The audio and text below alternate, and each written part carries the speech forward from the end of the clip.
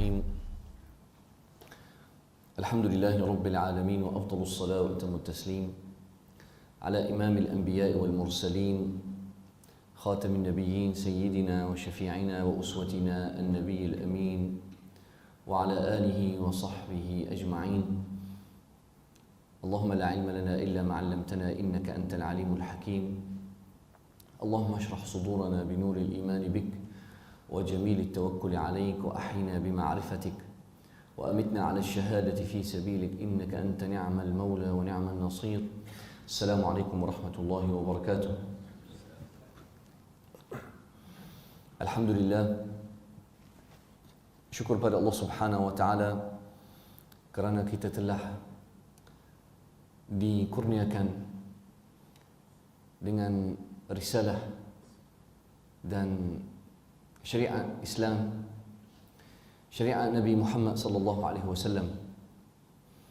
Ya Allah Subhanahu wa taala sebut dalam surah Al-Jathiyah, ثم جعلناك على شريعة من الأمر فاتبعها ثم جعلناك على شريعة من الأمر فاتبعها ولا تتبع أهواء الذين لا يعلمون إنهم لن يغنوا عنك من الله شيئا وَإِنَّ الظَّالِمِينَ بَعْضُهُمْ أَوْلِيَاءُ بَعْضٍ وَاللَّهُ وَلِيُّ الْمُتَّقِينَ.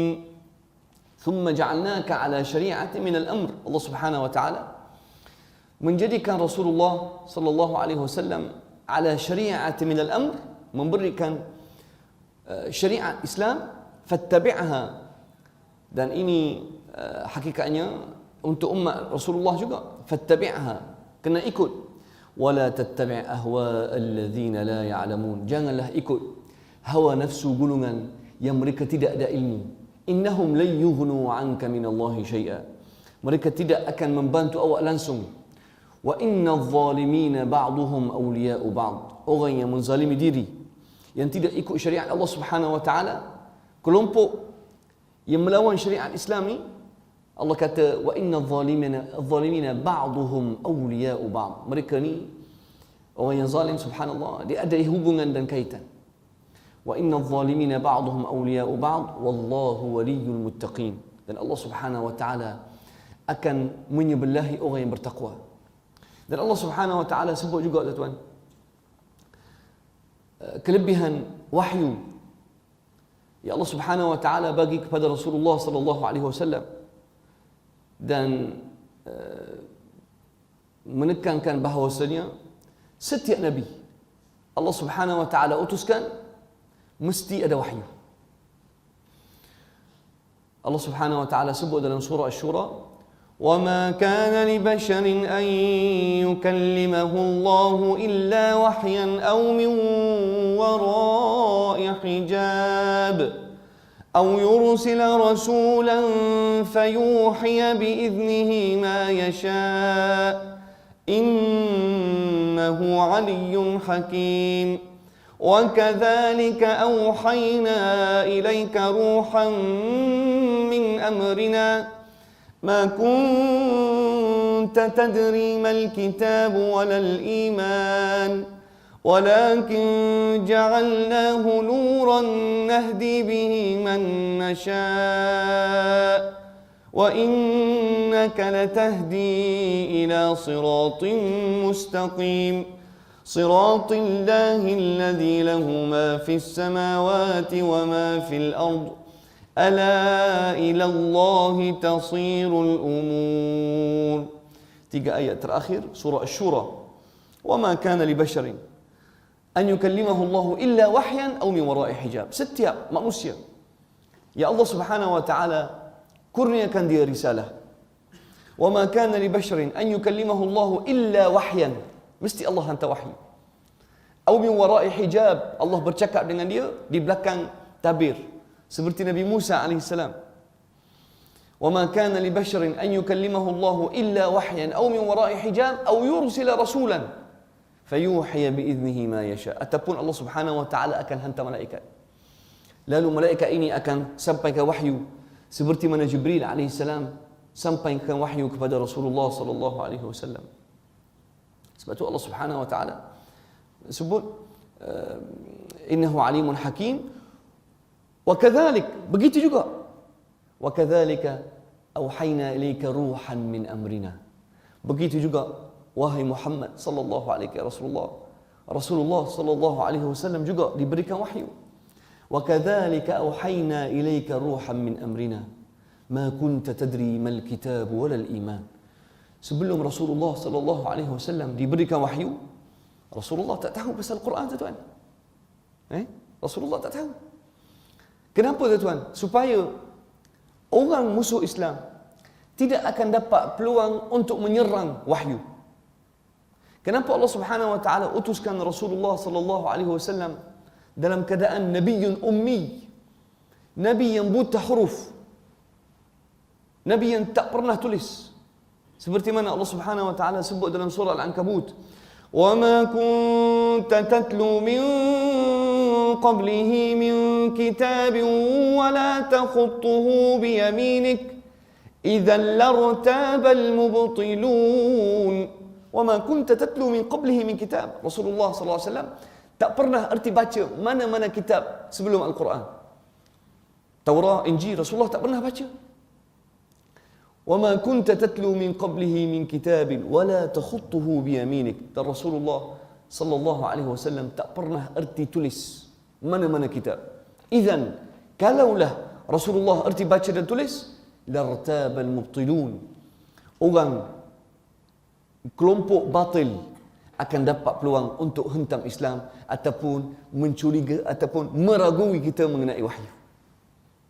Nampak, tuan? Hebat, Wa ma kunta tatlu min qablihi min kitabin wa la takhutuhu bi yaminik idzan lartaba al-mubtilun bal huwa ayatun bayyinat. Tapi Al-Quran, Allah Subhanahu wa taala kata ayatun bayyinat fi qulubil ladzina utul ilm. Allahu akbar. Quran itu, tuan, ayat-ayat yang jelas, yang menerangkan segalanya. Dan kerana Allah Subhanahu wa taala inginkan kelebihan untuk seorang hamba dia, Allah Subhanahu wa taala bagi dia kelebihan Al-Quran. Bal huwa ayatun bayyinatun fi qulubil ladzina utul ilm wa ma yajhadu bi ayatina illa adh-dhalimun. Hanya orang yang zalim yang menentang ayat Al-Quran. Sebab itu, tuan, Rasulullah sallallahu alaihi wasallam diberikan wahyu. Dan sunnah Rasulullah, sunnah baginda Rasulullah, dia datang melengkapi syariat Islam. Sebab kita tak akan dapat memahami Al-Quran tanpa hadis Rasulullah sallallahu alaihi wasallam. Sebut Allah Subhanahu wa taala sebut dalam surah An-Nahl, wa ma arsalna min qablika illa rijalan nuhi ilaihim fas'alu ahla adh-dhikri in kuntum la ta'lamun bil bayyinati waz-zubur wa anzalna ilayka adh-dhikra litubayyina lin-nasi ma unzila ilaihim wa la'allahum yatadhakkarun. Surah An-Nahl, kalau tak silap, ayat 48 dan ayat 49. Wa ma arsalna min qablika illa rijalan nuhi ilaihim. Sama juga rasul-rasul ya Allah Subhanahu wa taala utuskan sebelum Rasulullah sallallahu alaihi wasallam, lelaki juga. Wa ma arsalna min qablika illa rijalan nuhi ilaihim. Allah Subhanahu wa taala bekalkan mereka dengan wahyu. Wa ma arsalna min qablika illa rijalan nuhi ilaihim fas'alu ahla adh-dhikri in kuntum la ta'lamun. Kena tanya orang yang ada ilmu az-zikr, Al-Quran wal hadis. Tengok, tuan. Fas'alu ahla adh-dhikr, ada ilmu Quran dan hadis. Dan tuan, hadis ini pun meliputi sunnah para sahabat Rasulullah sallallahu alaihi wasallam. Al-Khulafa'ur Rashidun semua tahu hadis Rasulullah sallallahu alaihi wasallam, alaikum bi sunnati wa sunnati al-khulafa'il mahdiyyin min ba'di.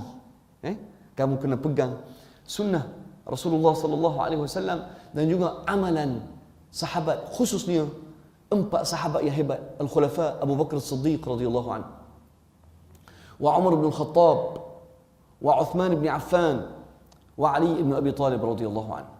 Sebab tu tuan, amalan mereka ni amalan yang hebat. Dan istinbat sahabat tu tuan adalah istinbat mereka yang telah dapat menghafal Al-Quran dan memahaminya ketika berada ataupun hidup bersama Rasulullah sallallahu alaihi wasallam. Antara peristiwa yang menarik tuan yang saya nak kongsi hari ini, bagaimana hebatnya sahabat Rasulullah. Saya ambil satu contoh kisah Sayyidina Umar radhiyallahu anhu yang disebut oleh Imam Muwatta sebut kisah ini. Imam Malik rahimahullah sebut cerita ini dalam kitab Al-Muwatta, dan juga disebut dalam At-Targhib wa Tarhib lil Imam Al-Munziri. Qala ishtaka rajul muslim wa yahudi ila Umar radhiyallahu anhu. Ada orang Yahudi mengadu kepada Sayyidina Umar radhiyallahu anhu, mengadu mengenai ada isu dengan seorang Islam. Mereka kalau ada masalah mereka akan rujuk kepada khalifah ketika itu. Lalu qal fahakama Umar lil Yahudi. Lalu bila Sayyidina Umar radhiyallahu anhu tengok punca perpalahan antara orang Yahudi dan orang Islam, lalu Sayyidina Umar menyebelahi orang Yahudi tersebut. Maksudnya keputusan menyebelahi orang Yahudi tersebut. Faqala al-Yahudi, tuan, orang Yahudi ni, ini saya ambil daripada Muwatta Imam Malik. Fara'a Umar anna al-haqqa lil Yahudi. Sayyidina Umar melihat kebenaran menyebelahi orang Yahudi. Tuan, Islam ni dia tak kira. Tengok di mana kebenaran. Faqadha lahu. Lalu Sayyidina Umar buat keputusan yang menyebelahi orang Yahudi. Faqala lahu al-Yahudi. Orang Yahudi kata kepada Umar, "Wallahi laqad qadaita bil haqq." Orang Yahudi ni dia sumpah, dia kata, "Demi Allah, engkau telah memberi keputusan yang menyebelahi kebenaran." Fadarabahu Umar ibn al-Khattab bid-durrah. Sayyidina Umar tuan, dia ada batal lidi. Batal lidi. Kita dipanggil ad-durrah. Batal lidi kecil. Bukan nak bagi orang sakit, dak. Bukan lepuk orang jadi sakit, dak. Cuma macam kita dengan anak kita kan, nak mengajar Al-Quran dan sebagainya, kan kita ada lidi kan? Ada tak batal lidi sini? Tak ada. Tak ada. Kalau masjid-masjid di kampung saya, di Besuk, dia ada kan? Dia sangkut kadang-kadang tinggal lama. Hok puluh-puluh tahun yang lalu. Tapi disangkut gini, dia letak saja. Surau kecil kan? Nak mengajar anak-anak Quran. Panggil batal lidi tak? Rotan. Sama, perlis dengan Besuk. Lebih kurang. Tuan, saya duduk di Besuk, Terengganu. Takut orang ingat mari Syria. Mana Syekh mari Syria? Kapal terbang bawa sampah. Tuan, saya mari pada Terengganu. Tapi asal Syria. Muka nampak Syria ke Terengganu? Tuan, tak ada beza tuan. Muka Syria ke Arab ke, orang putih ke, India ke, Cina, yang penting Islam. Itu yang penting. Jadi fadarabahu Umar bid-durrah. Sayyidina Umar macam lepuk dia dengan rotan. Summa qala wa ma yudrik. Sebab orang Yahudi ni, Sayyidina Umar tuan pantang orang puji dia. Dia tak boleh. Kenapa mau puji? Dia kata, "Wallahi laqad qadaita bil haqq." Wa Umar, demi Allah engkau telah memberi keputusan dengan benar. Yalah, kalau Sayyidina Umar tak suka orang puji dia. Sebab Umar memberi keputusan memihak kepada orang Yahudi. Umar tak takut, mu nak puji sebab aku memihak kepadamu, mu puji pula. Tak ya, Kalau wa ma yudri, kenapa awak puji aku? Faqala lahu al-Yahudi, "Inna najidu fi at-Taurah annahu," kami jumpa dalam At-Taurah, "annahu laysa qadin yaqdi bil haqq." Kami jumpa dalam At-Taurah, tidak ada seorang qadi yang memberikan keputusan dengan benar, illa kana an yaminihi malakun wa an shimalihi malakun yusaddidanihi.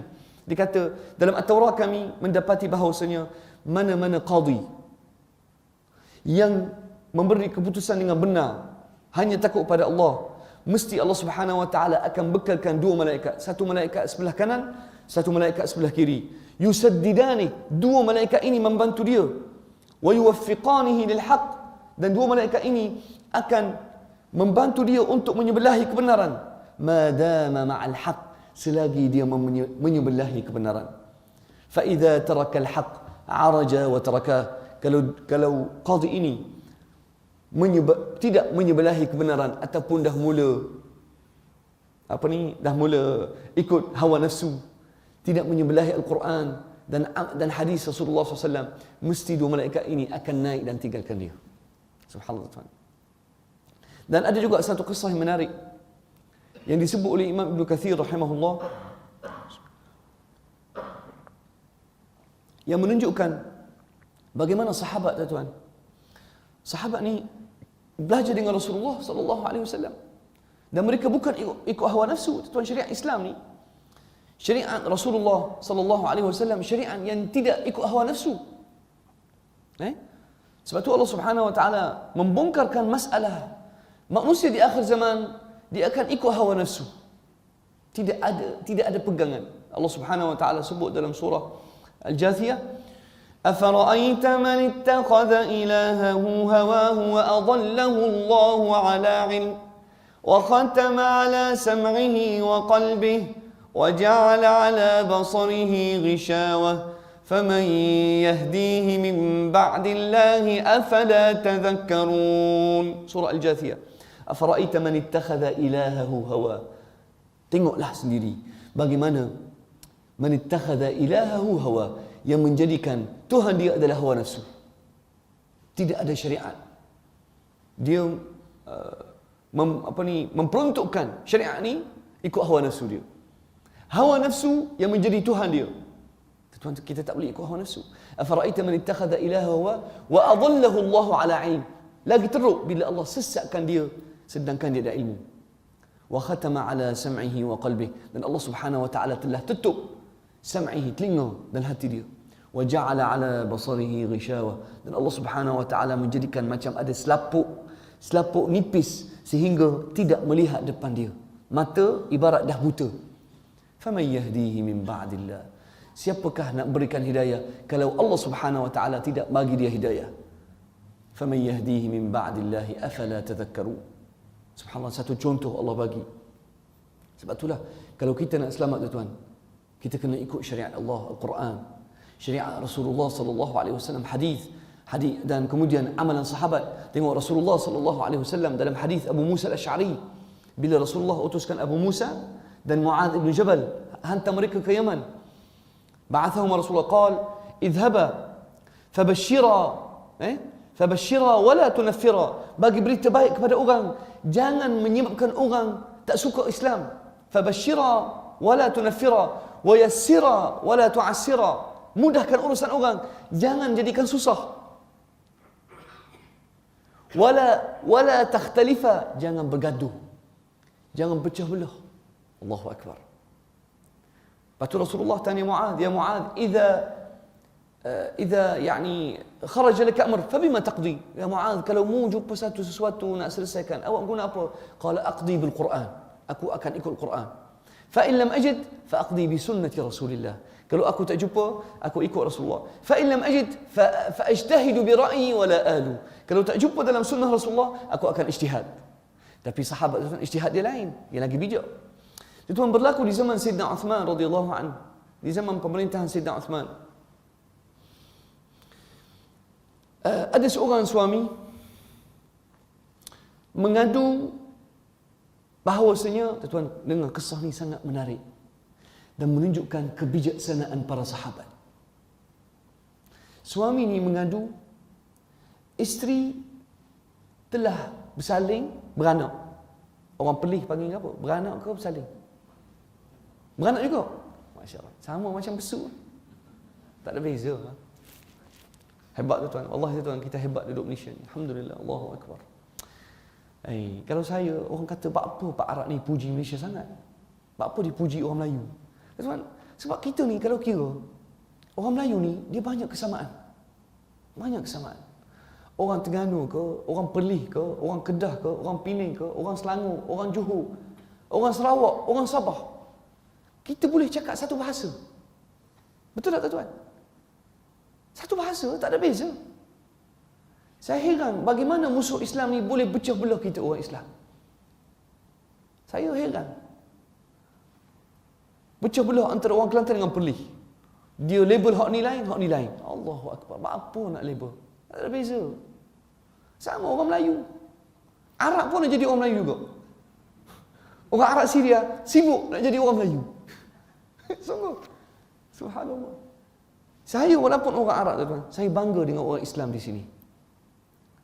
Sebab mereka ada banyak kesamaan yang boleh menyatu padukan mereka. Tapi musuh kita ni, cara mereka untuk memecah belah umat Islam halus. Jarum halus sangat.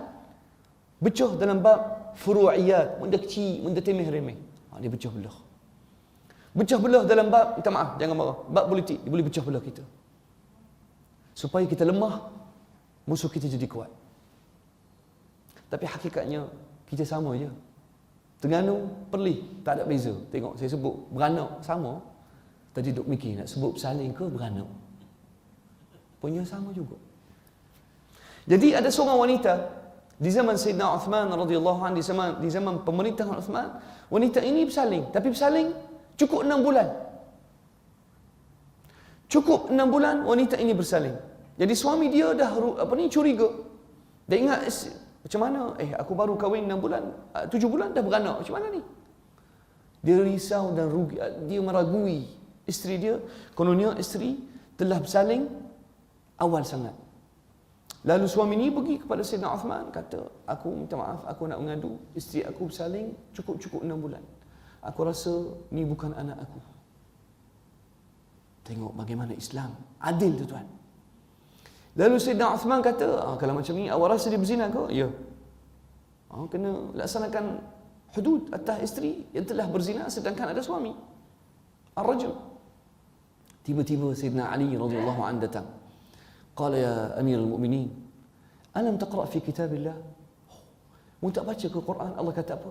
Sayyidina Uthman, subhanallah, itulah kelebihan sahabat. Ali radhiyallahu anhu jadi menteri kanan kepada Uthman.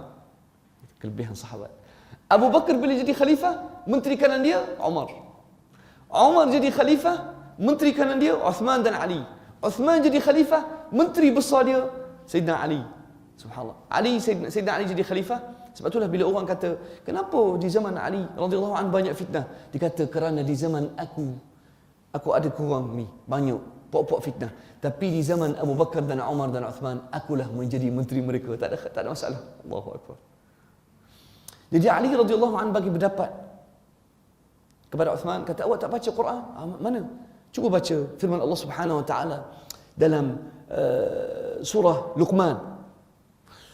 وَوَصَّيْنَا الْإِنسَانَ بِوَالِدَيْهِ حَمَلَتْهُ أُمُّهُ وَهْنًا عَلَى وَهْنٍ وَحَمْلُهُ وَفِصَالُهُ 30 شهرا. Allah Subhanahu wa taala kata, وَوَصَّيْنَا الْإِنسَانَ بِوَالِدَيْهِ حَمَلَتْهُ أُمُّهُ وَهْنًا عَلَى وَهْنٍ. وَهْنًا، نعم. وَوَصَّيْنَا الْإِنسَانَ بوالديه حملته أمه وهنا وفصاله في عامين. Allah kata وفصاله في عامين. Maksudnya al-fisal, isteri, ibu boleh menyusukan anak fi amain, 2 tahun. Jelas, 2 tahun berapa bulan tuan? Berapa bulan? 24 bulan Baik. Ayat ni sebut ibu boleh menyusu anak selama 24 bulan. Dia pergi ambil satu ayat lagi dalam surah Al-Ahqaf. Wa wassayna al-insana biwalidayhi ihsana hamalathu ummuhu kurhan wa wada'athu kurha wa hamluhu wa fisaluhu 30 shahra. Surah Al-Ahqaf, Allah kata wa hamluhu wa fisaluhu 30 shahra. Mengandung anak dan bersalin dan menyusu dia selama 30 bulan. Tapi ayat ini Allah kata wa fisaluhu fi amain, menyusu dia sehingga 2 tahun, yakni 24 bulan. 30 bulan tolak 24 bulan, berapa tinggal? Berapa tinggal? Kuat sikit ya. 6 bulan. Maksudnya Daripada situ Ali radhiyallahu an mendapati seorang kanak-kanak boleh lahir dan selamat dan hidup walaupun lahir dalam keadaan 6 bulan. Hebat tak Al-Quran? Tengok fahaman sahabat kepada Al-Quran. Bagaimana istinbat, bagaimana sahabat boleh keluarkan hukum mengikut fahaman mereka kepada Al-Quran. Ambil ayat surah Al-Ahqaf ayat 15. Wa hamluhu wa fisaluhu 30 syahra, mengandung anak dan kemudian bersalin sepanjang tempoh 30 bulan. Lepas tu dia ambil pula surah Luqman,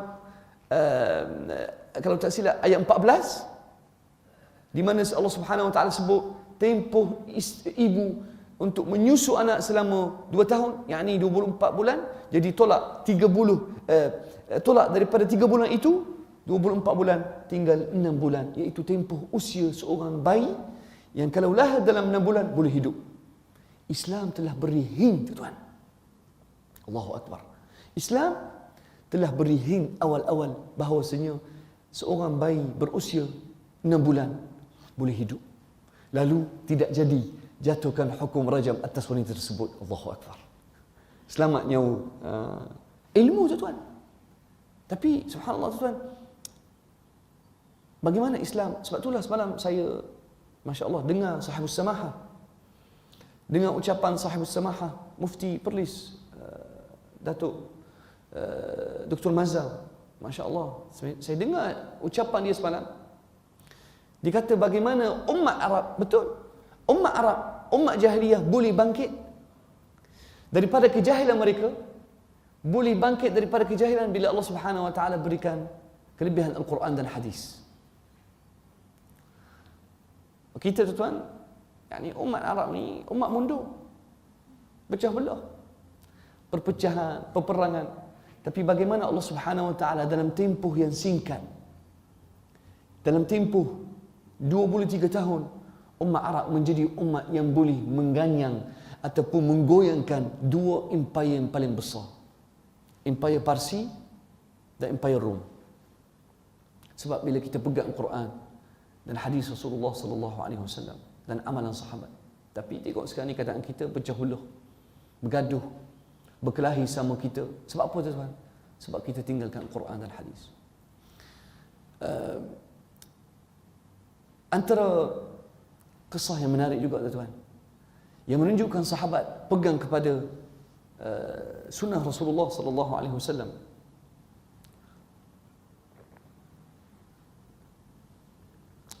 Hadis Abdullah Mas'ud radhiyallahu anhu. Hadis Abdullah Mas'ud dikata, qala Abdullah Mas'ud radhiyallahu anhu, qala Rasulullah sallallahu alaihi wasallam, la'ana Allah al-mutanammisat, la'ana Allah al-washimah wal-washimat wal-mutanammisah wal-falijat al-mughayyirati khalq Allah. Dikata Allah Subhanahu Wa Taala telah laknat wanita yang al-washimah. Al-washimah, tuan, wanita yang buat tattoo. Tattoo, ke? Sini panggil apa juga? Tattoo tau. Ni berkata orang putih ke? Berkata tattoo orang putih tau. Dia buat tattoo, ke? Dia masuk, dia cucuk dalam tangan. Allah Subhanahu Wa Taala, Abdullah Mas'ud kata, la'anallahu, Allah Subhanahu Wa Taala telah melaknat wanita yang ataupun siapa yang al-washimah, yang pakai tattoo tu, yang cucuk. Wal mutanammisah, al-mutanammisah, tuan, yang cukur bulu kening. Bulu kening tau. Ni panggil bulu kening ni. Yang cukur kemudian dilukis ataupun dia buat, dia duk apa? Apa dia panggil? Duk cabut bulu kening sampai tinggal 2-3 helai je. Ada juga kita tau. La'anallahu al-washimah wal mutanammisah wal falijat. Al-falijat, ada jenis wanita, tuan, dia berumur, dia usia dah tua, tapi dia akan buat jarak di antara gigi. Gigi ni dia akan buat jarak, ya, supaya nampak macam muda. Tapi sini tak ada tau. Tak ada buat sini, Wallahualam, tanya orang wanita, tak ada tau. Tapi kalau zaman Arab jahiliyah dulu, dia buat, dia buat jarak antara gigi supaya nampak kornea muda. Sebab kalau berumur tuan, gigi kita ni macam akan rapat. Dia akan cantum, macam tak ada beza. Lalu ada seorang wanita ni dengar kata-kata Abdullah bin Mas'ud. Qalat, "Aina wajadta dhalik?" Kenapa awak duk laknat benda ni? Kenapa awak duk laknat wanita ni? Aku tak jumpa pun. Qala Abdullah, "Wa ma li la al'anu ma la'ana Rasulullah." Dia kata, awak jumpa mana benda ni? Qala fil Quran. Abdullah bin Mas'ud kata, benda ni ada dalam Quran. Dia kata, "Laqad qara'tu al-Quran mina al-jildati ila al-jildah, falam ajid ma taqul." Aku dah baca Al-Quran daripada awal sampai habis, aku tak jumpa hukum ini yang Allah Subhanahu wa taala melaknat wanita yang cukur bulu kuning, yang buat jarak di antara gigi, yang pakai tatu. Aku tak jumpa. Qal in kunti qara'ti la wajadti. Kalau awak baca betul, awak akan jumpa. Dia kata, aku dah baca kat mana? Tak jumpa hukum ni. Lalu Abdullah Mas'ud kata, mu tak baca ke? Wa ma ataakumur rasulu fakhudhu wa ma nahakum anhu fantahu. Mu tak baca ke? Apa yang Rasulullah, wa ma ataakum, yang Rasulullah bagi kat kamu, kamu kena pegang, dan benda yang Rasulullah larang kamu, kamu kena berhenti.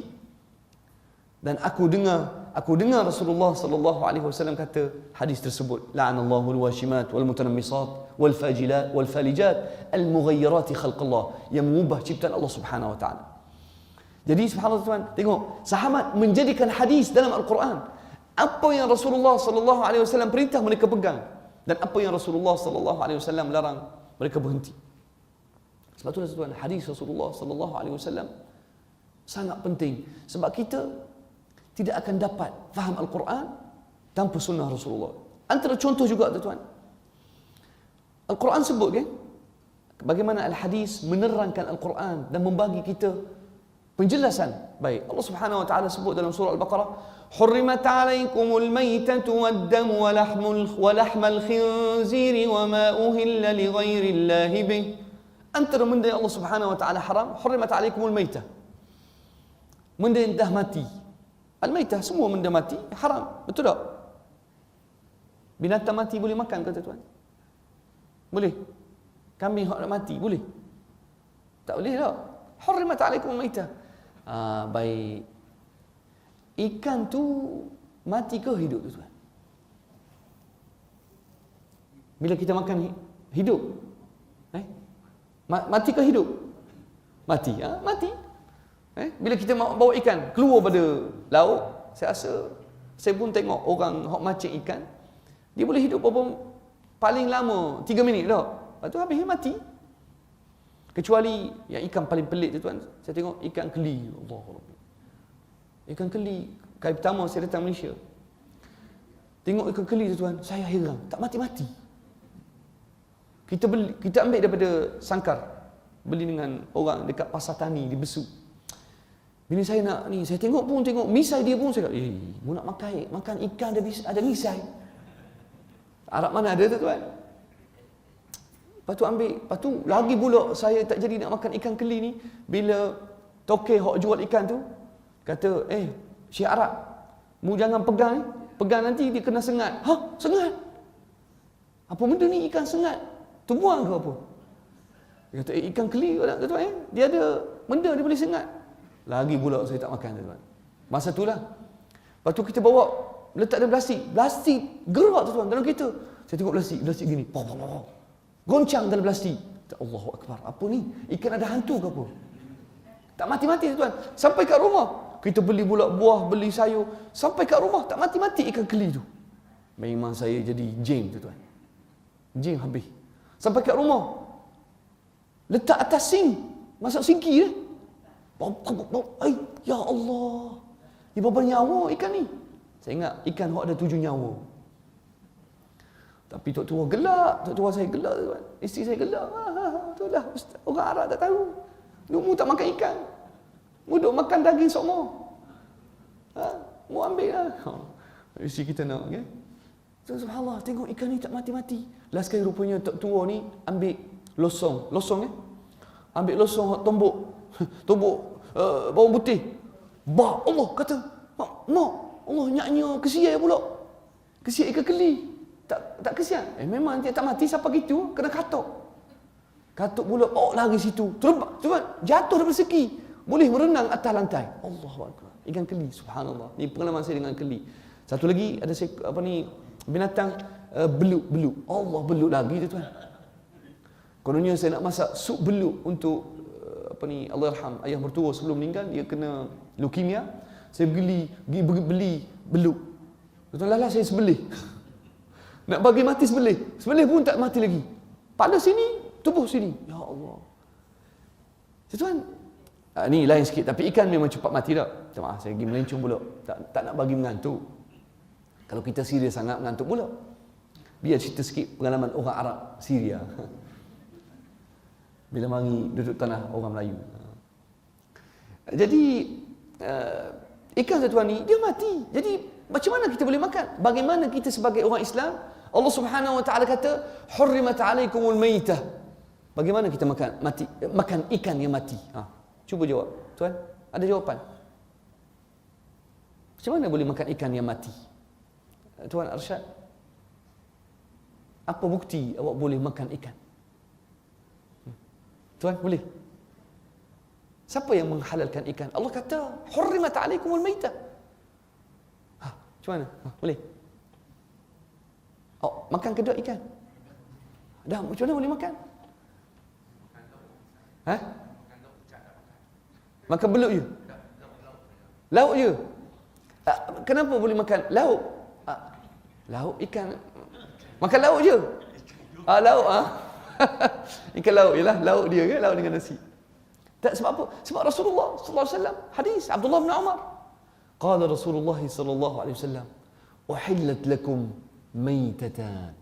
Rasulullah kata, tuan, kalau tidak ada perintah Rasulullah, kita tak akan makan. Sebab itulah tuan, kita tak boleh ambil Al-Quran tanpa hadis. Tak boleh.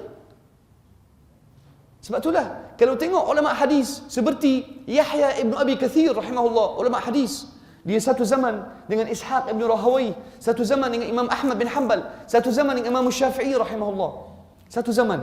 Ni semua sekali. Ishaq ibn Rahawai, Yahya ibn Abi Kathir, wa Imam Ahmad bin Hanbal, wa Imam Syafi'i rahimahumullah jami'an. Yahya ibn Kathir kata, "As-sunnatu qadiyatun 'ala al-Quran." As-sunnah qadiyah.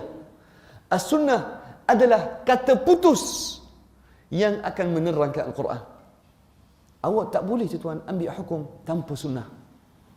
Sebab itulah bahaya tuan. Kelompok yang timbul sekarang ni, antara kelompok yang bahaya iaitu Al-Quraniyin. Satu ancaman kepada Islam, ya.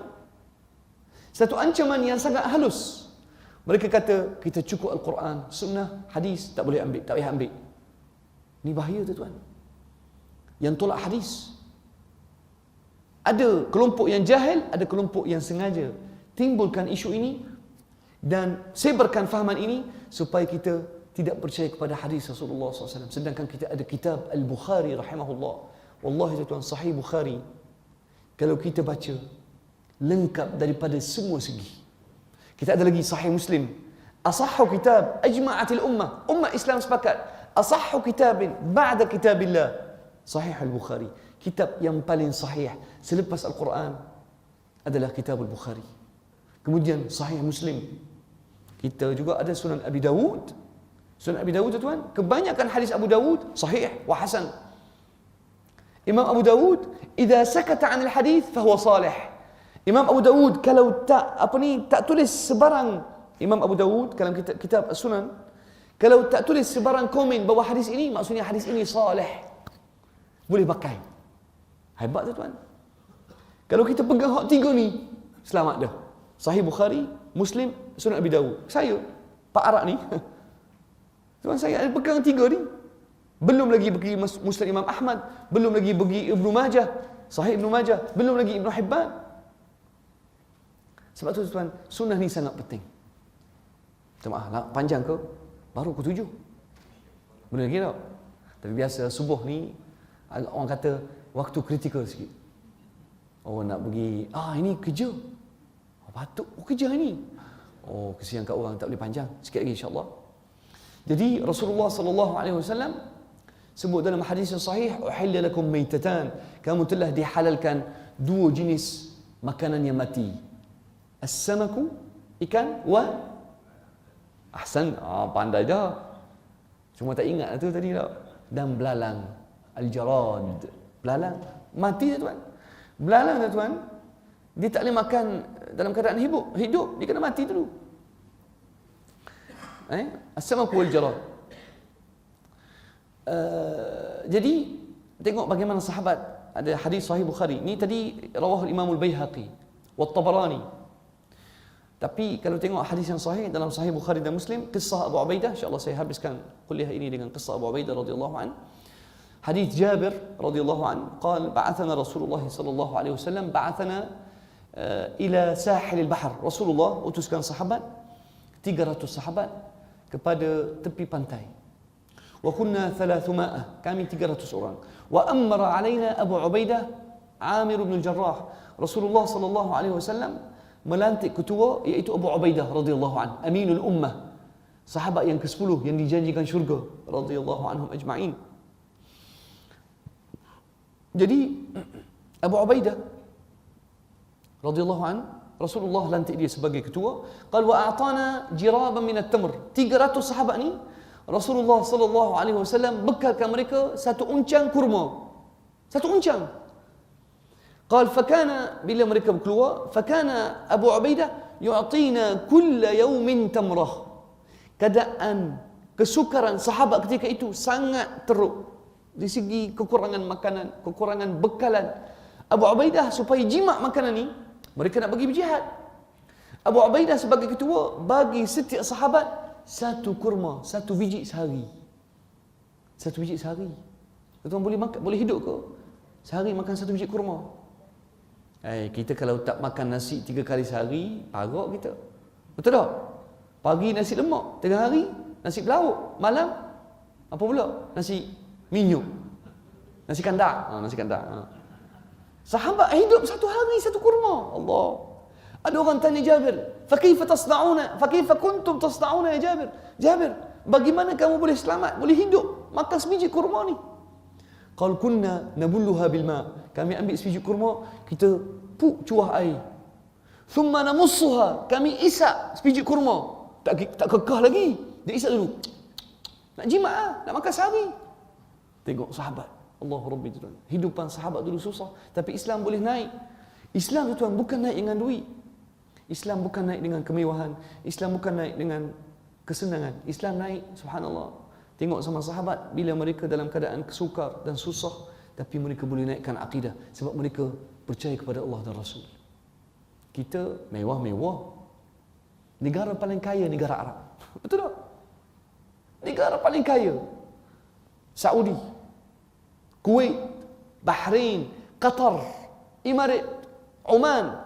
6 negara. Yang saya pernah kerja kepada 2 kedutaan negara Arab ni. Saya pernah kerja di kedutaan Kuwait 2004 sampai 2010, 6 tahun di kedutaan Kuwait, dan saya pernah kerja di kedutaan Oman daripada 2010 sampai 2014, 4 tahun.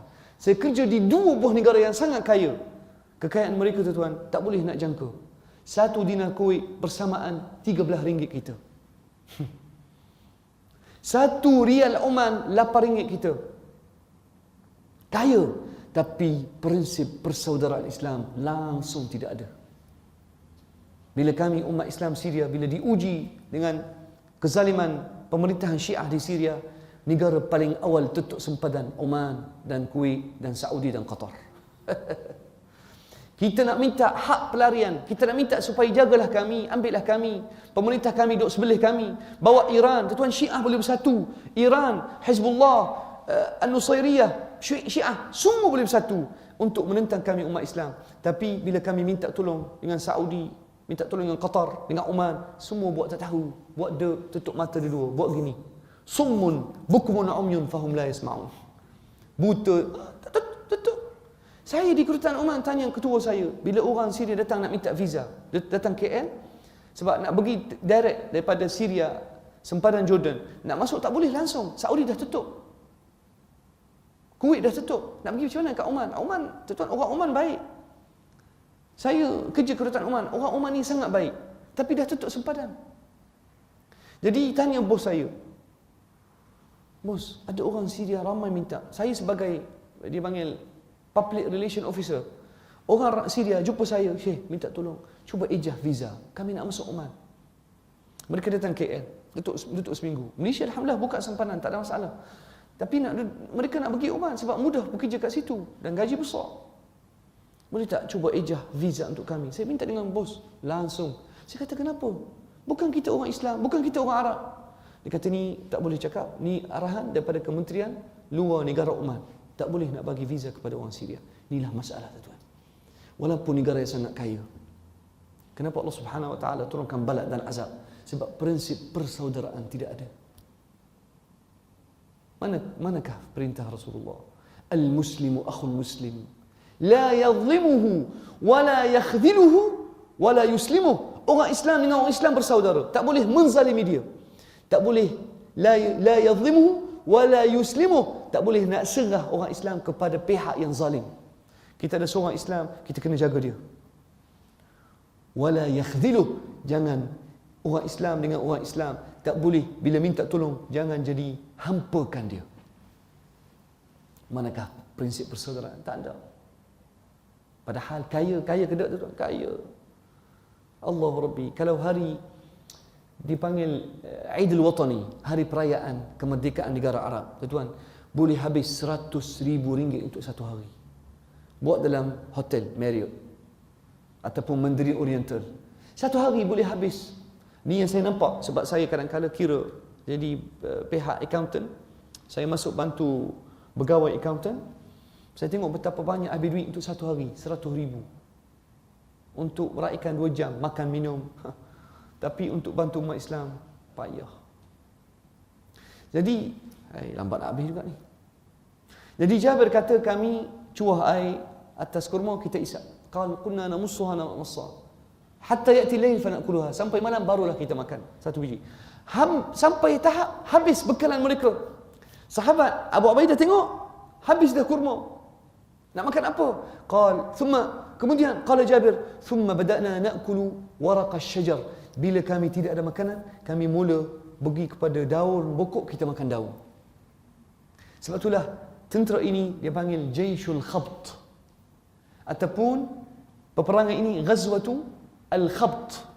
Al-Khabt tuan, satu jenis daun. Daun ni tak akan gugur kecuali awak pergi kepada pokok dia, awak katuk. Jolok katuk, turun daun dia. Dia panggil Al-Khabt. Tentera ini panggil Jaishul Khabt ataupun peperangan Al-Khabt. Peperangan yang dinisbahkan kepada satu jenis daun. Sahabat terpaksa ambil daun ni, rebus kejap dalam air, makan. Sampai luka mulut mereka. Makan daun tu tuan. Bayangkan kita makan daun hari-hari. Ini macam kambing mulut. Kesian sahabat tu tuan, makan daun.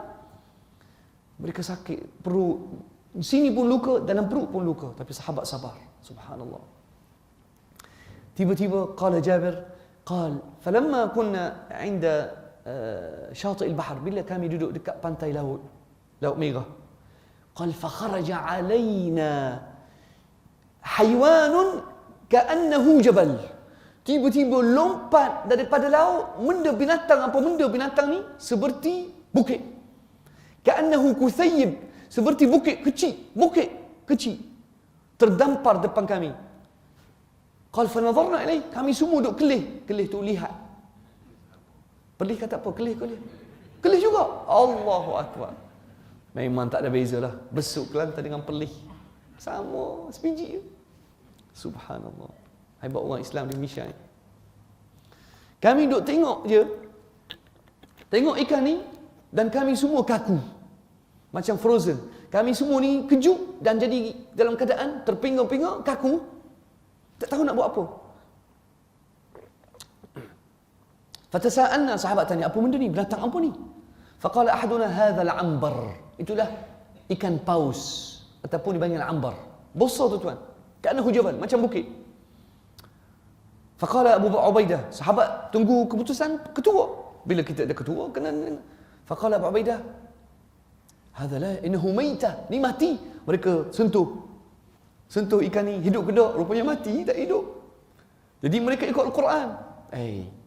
Masa tu Rasulullah belum lagi benarkan mereka makan benda mati. Tapi dalam Quran kata, faman turra fi mahmasatin. Kalau kita dalam keadaan darurat tu tuan, kita tak ada makanan, kita kebulu, takut mati, boleh makan, betul tak? Bangkai boleh makan. Dalam darurat Faman itturra ghaira baghin wala 'ad.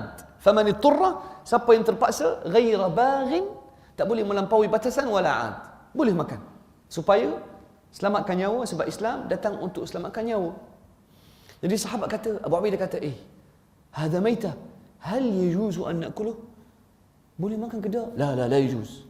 Kata tak boleh. Lepas tu dia mikir, tengok sahabat semua lapar, hak ni pegang perut, hak ni sakit kepala, semua lapar. Qal, antum Rasulullah wa antum kharajtum fi sabilillah, kulu. Kamu utusan Rasulullah, kamu keluar di jalan Allah, sila makan. Qal fabada as-sahabah faakalna. Jabir kata faakalna minhu. Akalna minhu wadahanna hatta syabi'na wa saminna. Jabir kata kami makan dengan daging ikan paus ni, makan sampai kenyang, sampai gemuk, daripada keruh kering jadi gemuk pula. Wa akhadna min duhni, kami ambil lemak dia. Thumma jaa Abu Ubaidah wa akhadna fa asbahna na'khudhu minhu mithla al-qilal. Kami cedok daripada lemak paling sedap tu tuan, lemak ikan paus sedap tu tuan. Kalau orang putih, orang Jepun, dia buat lemak dia panggil minyak ikan. Yang warna kuning tu tuan, ni bagus untuk kesihatan. Kalau dulu masa muda kami kecil, ayah bagi sebiji warna macam gelatin gitu. Ya Allah tuan, memang dia vitamin dia tinggi. Dan untuk ketahuan semua, dalam hadis sahih Ibn Hibban wa Ibn Majah, antara makanan utama ahli syurga, dalam hadis Abdullah bin Salam, qala awwalu ta'amil jannah, qala Rasulullah sallallahu alaihi wasallam, awwalu ta'amil jannah ziyadatu kabidil hut. Makanan pertama ahli syurga adalah satu ketulan lemak yang bergantung kepada hati ikan paus. Subhanallah, Islam, hadis Rasulullah sallallahu alaihi wasallam ada mukjizat juga tuan. Allahu akbar. Saya tak boleh panjang tuan. Kisah ini insya-Allah kita akan sambung. Panjang tak boleh, cepat. Saya nak berhenti dulu biar tuan-tuan kata, mana boleh ustaz, sambunglah. Tak apa tuan, tunggulah kehadiran saya nanti ke bumi yang bertuah berlis, insya-Allah. Mana tahu ada jumpa lagi, kita jumpa lagi dan kita sambung hadis ini. Sebab kesian mungkin ada orang ada kerja dan sebagainya. Mudah-mudahan Allah Subhanahu wa taala menjadikan orang yang Allahumma ja'alna mimman yastami'una al-qaul fayattabi'una ahsanah. Ya Allah, jadikanlah kami golongan yang dengar Al-Quran dan hadis dan mengikut Quran dan hadis. Allahumma ja'alna min atba'i Rasulillah wa atba'i Sayyidina Muhammad. Ya Allah, jadikanlah kami golongan yang ikut Nabi Muhammad sallallahu alaihi wasallam, ikut syariat Allah dan syariat Rasulullah. Allahumma atina fid dunya hasanah wa fil akhirati hasanah wa qina adzabannar. Wa sallallahu ala sayyidina Muhammad wa ala alihi wa sahbihi ajma'in. Walhamdulillahirabbil alamin. Wassalamu alaikum warahmatullahi wabarakatuh.